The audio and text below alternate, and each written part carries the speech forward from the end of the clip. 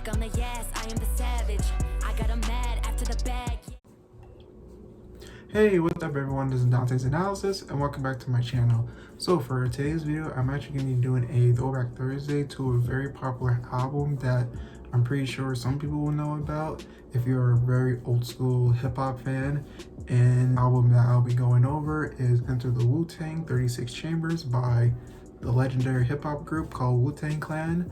And I'm actually very excited to do this album review because I'm not really I haven't really listened to Wu-Tang Clan songs before. I've heard the name, but I haven't really delved with their music. But I have to say, their music is very, very good. And I've heard that this album was actually rated high as one of the best albums to come out, like minimum skips. And I'm very excited to go over this. As I say before, I'm just going to go over what this album means to the artist, and I'll go over the track listings. I'm going to give my overall thoughts about this project. So Enter the Wu-Tang Clan 36 Chambers is the debut album by New York hip hop group Wu-Tang Clan, released on November 9th, 1993 through Loud Records. And the origin of the title is open to interpretation, with some sources saying it comes from the martial arts movie The 36th Chamber of Shaolin. So other inspiration says it was inspired by human heart. It has 4 chambers and there are 9 members in the clan, so 9 times 4 is 36. And yeah, the charting of this album, Enter the Wu-Tang, peaked at number 41 on the Billboard 200 charts. Also peaked at number 8 on the US Billboard's top R&B and hip hop albums. So you can tell that this album was very, very heavily loved by hip hop fans, and I have to say, like, I'm actually gonna go through the track listings. So track listings is number 1, Bring the Ruckus; 2, Shame On, N-Word; 3, Clan in the Font; 4, Wu-Tang 7th Chamber; 5, Can It Be All So Simple / Intermission; 6, The Mystery of Chessbox; 7, Wu-Tang Clan; 8, Nothing to F With; 8, Cream; 9, Method Man; 10, Protect Y'all Neck; 11, Tears; 12, Wu-Tang Clan 7th Chamber Part 2 and Conclusion. And I have to say, like, going through the track listings, I have to say, listening to the album from beginning to end was very refreshing and also good at the same time, because I listened to some old school hip hop music before, but I haven't really like delved into an album that came out at this time, because 1993 I wasn't even born yet. So it was actually very cool to listen to an album where I wasn't even like born, in a year that I wasn't even born. And I have to say, this album is very dope from beginning to end. Like, all the members of the Wu-Tang Clan spitting bars, having different type of samples, movie samples from kung fu movies added into the music was actually very refreshing, because you don't really hear those kind of samples in music anymore. You might have, like, especially now, like with drill music, like especially with New York drill music, you hear like a lot of classical samples being used in those songs, but not like old school. But it'll be kind of like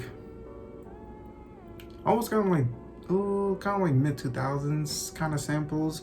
But either way, this album is actually very dope. It's actually good to hear a refreshing hip hop album that has bar to bar, and it's very good. And I have to say that after listening to this, I'm definitely Wu-Tang Clan fan now, because I don't know, and this is actually their debut album too, and it actually did so well on the charts, and it actually had great reception from the audience.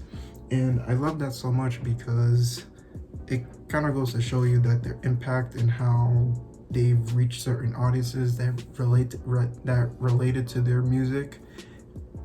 And it's actually pretty cool. And I would say from beginning to end, if I'm gonna be honest, when it comes to kind of old school hip hop albums, especially when you haven't grown up in that era, especially now with hip hop fans, they can't really, some of them, there's actually a small minute of hip hop fans that actually will go back and listen to classic hip hop albums and they won't get bored of it because of people's attention spans are so low.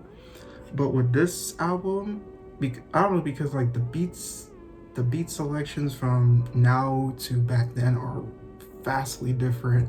Now it's kind of more rap and drill music, more like hype music. Wu-Tang Clan, they're more like bar for bar, punchline type of people. And they talk about, they're very like storytelling, talk about their struggles and how they come up. And I mean, same thing how rappers talk about now, but the beat selections are widely different. Wu-Tang Clan is more boom bap mixed in with different samples here and there, but now more trap and drill with hype to it.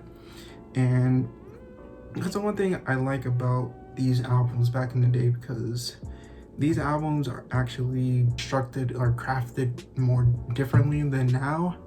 And I love this album so much. And I thought, to be honest, I thought I was gonna get bored from this album, because sometimes with older albums and with the beat selections, it doesn't really catch your ears that well, because especially like the type of music that you're always consuming with like the hype music, and when you listen to something mellow, you kind of get bored of it and you want to click off and listen to the music that you're more comfortable listening to.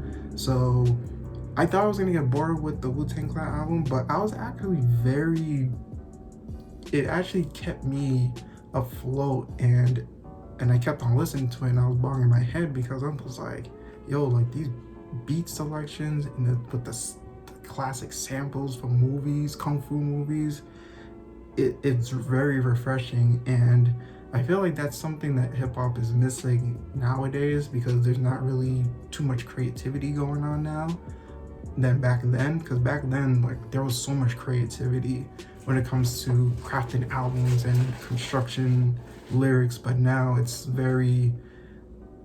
just fast music. People just want to just make music just to put it out there and just make a quick buck. I feel like back in those days it was more creative and more artistic than now. And yeah, and that's the one thing I do miss about hip hop, but this times is kind of changing and things are not always gonna last forever. So, but all of that, I'm very pleased with this project. This project is dope from beginning to end. And yeah, I could easily say I'm a Wu-Tang Clan fan now. And yeah, it's really all much I have to say. So the rating I give this album, I'll definitely give it like a 9.5 out of 10. Again, the lyrics were dope, the beat construction was good, the lyrical content, the kung fu samples that was implemented in the songs and in the album was perfect.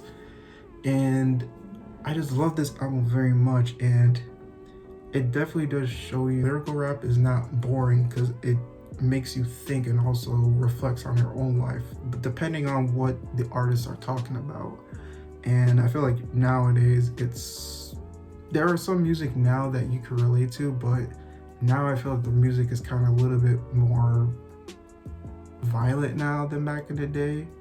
Actually, there was still violence back in the day, but compared to the violence now, it's kind of like, ooh, one is more than the other. But yeah, man, I could definitely say that it wasn't boring. It definitely caught my ears from beginning to end. And yeah, that's really all I have to say.